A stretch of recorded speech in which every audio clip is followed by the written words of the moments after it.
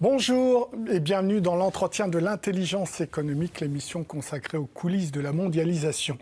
Et merci à la Commission européenne qui m'accueille dans ses studios de Bruxelles. Y a-t-il un pilote aux commandes de la sécurité économique de plus de 450 millions de citoyens européens? Eh bien, des réponses avec mon invité, Denis Redonnet, directeur adjoint de la direction commerce à la Commission européenne, chargé en particulier de la défense commerciale de l'Union européenne. Bonjour Denis Redonnet. Bonjour. Est-ce que vous êtes monsieur sécurité économique à la Commission européenne ? Non, parce que c'est un effort collectif. Il y a beaucoup de gens qui s'occupent de la sécurité économique à la Commission européenne et dans les gouvernements des États membres. À la Commission européenne, moi je m'occupe du respect des règles lorsqu'on négocie des accords commerciaux.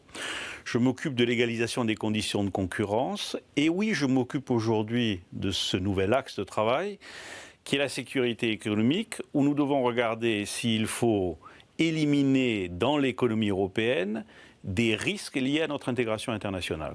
Quand vous voyez les États-Unis, pour qui c'est clair, sécurité économique égale sécurité nationale. Quand vous voyez le Japon qui a créé un ministre de la sécurité économique, est-ce qu'il ne faudrait pas à la Commission un commissaire à la sécurité économique? La question des structures, c'est une chose, et cela sera sans doute considéré par le nouveau collège lorsqu'il prendra ses fonctions, sous l'autorité de la nouvelle présidente. Ce qui est clair, c'est qu'il y a besoin de mettre ensemble des actifs, des capacités dans les différents services de la Commission. Au-delà des différents services de la Commission, j'insiste sur le fait que c'est un travail conjoint entre les institutions européennes et les gouvernements nationaux. Parce que la sécurité économique, c'est quelque chose qui est différent de la sécurité nationale, traitée au niveau des États membres, puisque nous avons un grand marché intérieur et notre intégration économique, elle crée et elle repose sur une logique d'efficacité, mais il faut aussi prendre en compte la dimension risque. C'est nouveau, le concept de sécurité économique à la Commission européenne. Moi, il y a 3-4 ans, j'entendais absolument pas parler de ça. La Commission von der Leyen, a adopté en juin dernier, pour la première fois, une stratégie de sécurité économique sous la forme d'une communication, une sorte de livre blanc de la Commission, qui essaie de cadrer cet exercice à la fois pour ce que fait la Commission et dans la manière dont elle veut travailler avec les autres acteurs. Alors, j'ai lu ce texte, il n'est pas long, il fait à peine une dizaine de pages. C'est un peu outrancier de l'appeler stratégie. Il n'y a pas de stratégie dans ce texte-là. Ce texte appelle simplement les États membres à partager leurs connaissances, leurs pratiques sur la problématique de la sécurité économique. À quand une vraie stratégie ? Je crois que ça va un peu plus loin que ça. Parce que ce que fait ce texte, ça établit un certain nombre de principes. Premièrement, il y a des piliers. Quand on veut regarder notre sécurité économique, il faut regarder la manière dont on fait la promotion de cette sécurité économique, le renforcement de notre compétitivité, et ça met en œuvre un certain nombre d'outils, notamment des outils de politique industrielle, la protection de nos intérêts, de nos infrastructures, de notre technologie, et ça met en œuvre des instruments de protection économique. Certains sont d'ailleurs des instruments qui rentrent sous le champ ou dans le champ de la politique commerciale commune de l'Union. Et puis, il faut une stratégie plus large de partenariat, aussi parce que nous ne faisons pas la sécurité économique dans un seul pays ou dans un seul bloc. Nous la faisons en relation avec le reste du monde, y compris avec des partenaires.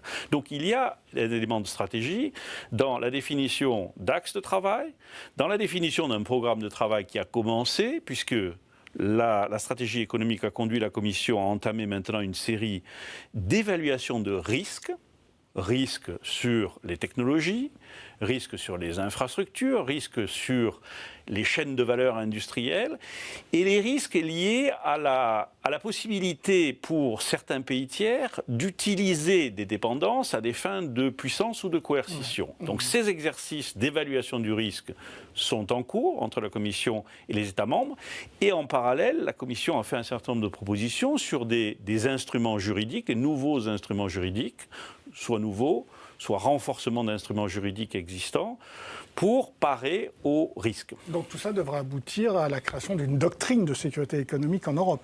Oui, et la doctrine, d'une certaine manière, repose sur des principes simples déjà.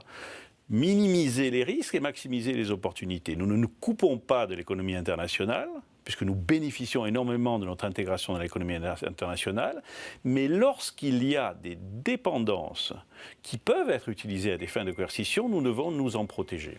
Quel mot vous utilisez pour caractériser ces relations économiques depuis 3-4 ans? Est-ce que vous osez utiliser le terme de guerre économique? Je dirais qu'il y a une dégradation dans l'environnement dans lequel nous conduisons nos relations économiques internationales, c'est vrai. Il y a une forme, parfois même, de brutalisation des relations économiques. Je ne sais pas si on peut dire que c'est la guerre commerciale tous azimuts. Il n'y a pas de guerre commerciale tous azimuts. Il y a eu un certain nombre de mesures prises ici et là par des acteurs qui ne sont pas conformes aux règles du droit économique international. Il y a une fragilisation du système des règles, de l'OMC. Et donc, il y a une dégradation de l'environnement dans lequel on opère. Donc, le fait de ne pas être naïf par rapport à ça, c'est voir cette dégradation et s'adapter. L'Europe a longtemps été naïve sur ces questions-là. Je ne sais pas si on peut dire ça. Je pense que les grands commissaires, Thierry Breton, Charles Michel, président... Je vous dirais, moi, nous ne serons plus naïfs, en praticien, que l'Europe s'est toujours protégée dans ses relations économiques internationales. Nous avons une politique d'ouverture fondée sur des règles. Nous avons des niveaux de protection qui ont toujours été équivalents à ceux des autres grands acteurs. Mais ce qui serait naïf, c'est de ne pas voir cette dégradation du contexte. C'est-à-dire, effectivement, des tensions géopolitiques qui se traduisent par effet de glissement dans les relations économiques. Alors c'est vrai qu'il y a eu des textes et que vous avez renforcé ces textes-là. Mais quand il y a des textes, vous ne les appliquez pas. Des textes de sécurité économique, par exemple le règlement de 96 sur l'extraterritorialité du droit américain qui a fait très mal à un certain nombre d'entreprises européennes. Vous n'avez pas appliqué ces textes-là qui interdisent aux entreprises européennes de se plier à une juridiction étrangère. Donc c'est comme en amour, il n'y a pas d'amour, il y a des preuves d'amour. Quelles sont les preuves que l'Union européenne commence à comprendre et à se préparer? Alors, je crois d'abord que lorsque les instruments existent, nous les utilisons et nous sommes un utilisateur, j'allais dire, raisonnable mais affirmé de nos outils. Si vous prenez la défense commerciale et les instruments classiques de défense commerciale, c'est-à-dire des outils autonomes qui nous permettent d'égaliser les conditions de concurrence lorsque les règles négocier n'y suffisent pas. Nous sommes un utilisateur affirmé de la défense commerciale au sens de l'antidumping, l'antisubvention, éventuellement des mesures de sauvegarde. Nous avons une mesure de sauvegarde sur l'acier, les importations d'acier en Europe. Nous utilisons aujourd'hui plus, probablement qu'avant, parce que les distorsions auxquelles nous faisons face sur le marché intérieur sont très importantes. Confère l'ouverture d'une enquête ex officio sur les importations de véhicules électriques en provenance de la Chine. Nous pensions qu'il est vraisemblable qu'elles sont subventionnées et créent un préjudice. Ensuite, nous avons mis en place de nouveaux instruments, mais qui sont à peine aujourd'hui entrés en vigueur. Un instrument anti-coercition qui est en vigueur depuis la fin de l'année. Un instrument sur la réciprocité des marchés publics qui est en vigueur depuis l'été dernier. Et la Commission vient d'annoncer l'ouverture de la première enquête, également déclenchée de manière ex officio, sur la réciprocité des marchés publics dans le domaine des technologies médicales. Nous avons un nouvel instrument, depuis quelques mois, encore une fois qui est rentré en vigueur l'été dernier, sur la légalisation des concurrences lorsque les subventions étrangères créent une distorsion sur le marché intérieur, non pas à travers des importations, mais à travers l'investissement direct à l'étranger dans l'Union. La Commission a lancé des enquêtes sur ces textes. Admettez que tous ces textes concernent essentiellement un acteur, c'est la Chine. Mais quand un texte concerne un ami, c'est-à-dire les États-Unis, et encore je reviens sur le règlement de 96 qui n'a jamais été appliqué, pourquoi? Non, ces textes, ils sont neutres en termes de l'origine du problème. Ils s'appliquent juridiquement à tout acteur qui créerait ces distorsions de concurrence, si on parle des distorsions de concurrence. Il se trouve que le système capitaliste d'État chinois produit des distorsions très importantes. On le voit aujourd'hui avec des risques sur les surcapacités dans une série de secteurs industriels nouveaux qui font que ces instruments vont être regardés à l'aune aussi de ces distorsions. Ce qui a bien marché, faut le reconnaître, c'est le filtrage des investissements étrangers. Est-ce que vous, aujourd'hui, vous en êtes parfaitement satisfait c'est assez neuf aussi, hein, 2018 ou 2017 ou 2019. Est-ce que vous en êtes satisfait?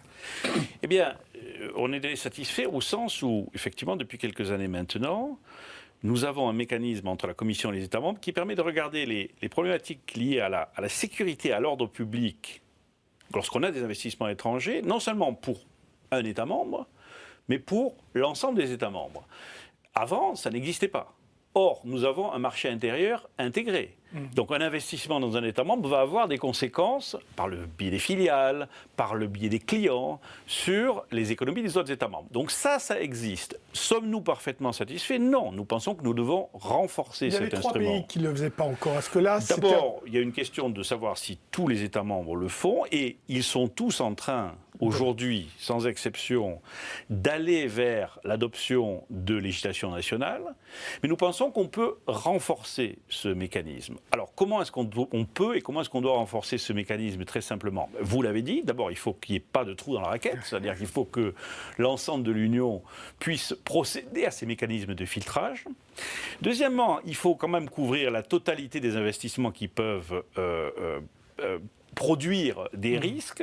Nous avons un certain nombre de limites dans le texte existant, notamment pour ce qui est de certains investissements intra-communautaires par des acteurs étrangers, qui ne sont pas couverts aujourd'hui, mais qui présentent potentiellement aussi des risques. Et puis, nous devons avoir une meilleure coordination, une meilleure transparence dans la manière dont les États membres travaillent ensemble dans ce mécanisme.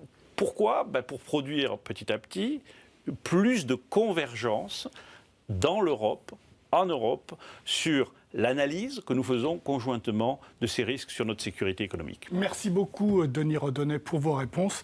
L'entretien de l'intelligence économique est terminé. Évidemment, vous pouvez retrouver cette émission sur france24.com, sur nos réseaux sociaux et sur nos podcasts. Au revoir.